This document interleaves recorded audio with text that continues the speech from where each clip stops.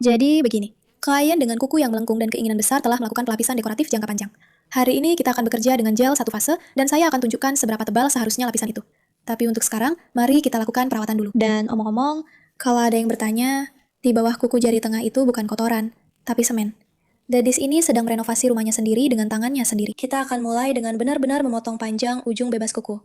Seperti biasa, aku menggunakan pemotong kuku lurus dari Nippon Nippers dalam pekerjaanku. Aku membuat potongan lurus dan menunjukkan bahwa kuku di ibu jari kita cukup tebal. Jadi, kuku-kuku ini cukup padat dan cukup tidak nyaman karena melengkung serta menusuk ke kulit. Nah, di bawah sudut sini ada sesuatu yang menumpuk. Aku akan menggunakan busa khusus. Aku memakai yang dari Domex. Busa seperti ini akan memudahkan dan membuat nyaman saat mengambil seluruh isi di bawah kuku. Untuk itu, aku menggunakan kuret khusus yang aman, yang pasti tidak akan melukai siapapun. Semuanya akan berjalan dengan sangat nyaman. Ternyata, di bawah kuku ini ada tamponat yang sudah terlupakan selama 3 minggu.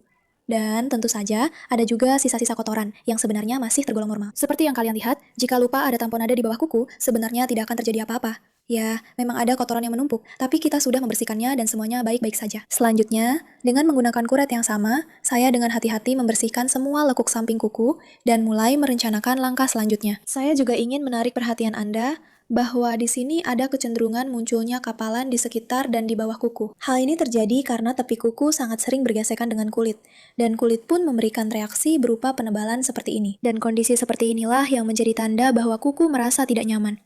Kuku terasa sempit, dan ada sesuatu yang terus-menerus menekan dan menggesek.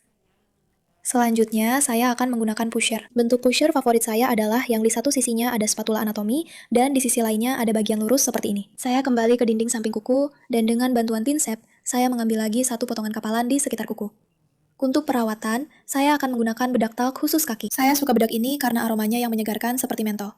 Untuk proses perawatannya sendiri, saya akan menggunakan mata bor berlian.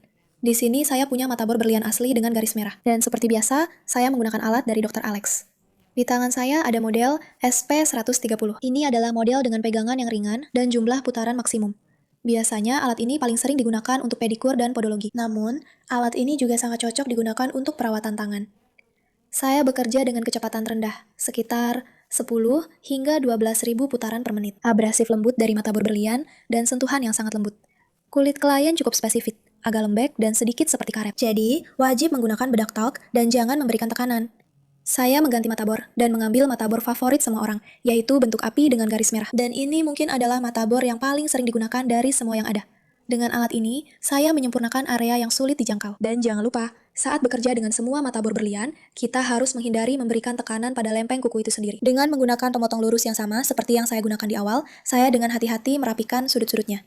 Dan sekali lagi, saya mengambil potongan kapalan di bawah kuku. Di sini akan ada cukup banyak. Penting untuk diingat bahwa kapalan seperti ini sama sekali tidak boleh dicabut, tapi bisa sedikit ditarik dengan hati-hati. Saya sendiri hampir tidak melakukan perawatan kutikula. Satu-satunya hal yang saya lakukan dengan pemotong adalah sedikit menghilangkan bagian-bagian kecil yang jelas akan mengganggu tampilan estetik. Antiseptik dengan efek astringen dan melembabkan akan membantu saya menyelesaikan prosedur perawatan jari-jari. Saya memeriksa hasil kerja saya, seperti biasa, dengan menggunakan kuret dan membersihkan semuanya hingga siap.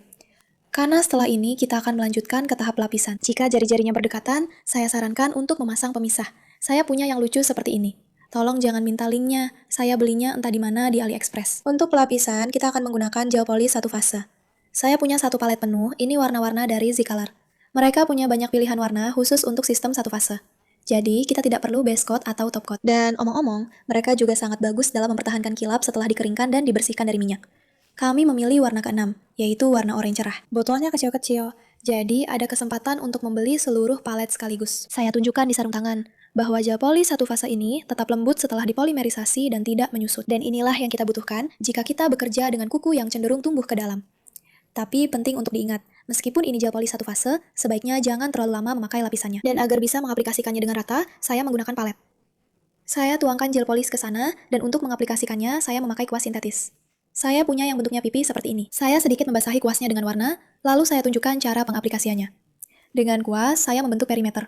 Saya tidak mengaplikasikan apapun langsung ke kuku tanpa alas. Saya oleskan dalam lapisan yang sangat tipis dan semi transparan. Selanjutnya, saya ambil kuas dari botol dan aplikasikan gel polish kita. Dengan cara ini, saya membuat batasan untuk mengaplikasikan warna saya. Dan warnanya tidak melebar kemana-mana. Semuanya saya keringkan dengan baik untuk berjaga-jaga selama 2 menit. Saya membentuk ujung kuku dan mengoleskan minyak pelembab. Saya menggunakan minyak molekuler kering dari Domix. Cukup beberapa tetes saja, lalu pijatkan dengan gerakan memijat. Sekarang saya ingin menunjukkan kepada Anda ketebalan lapisan satu fase.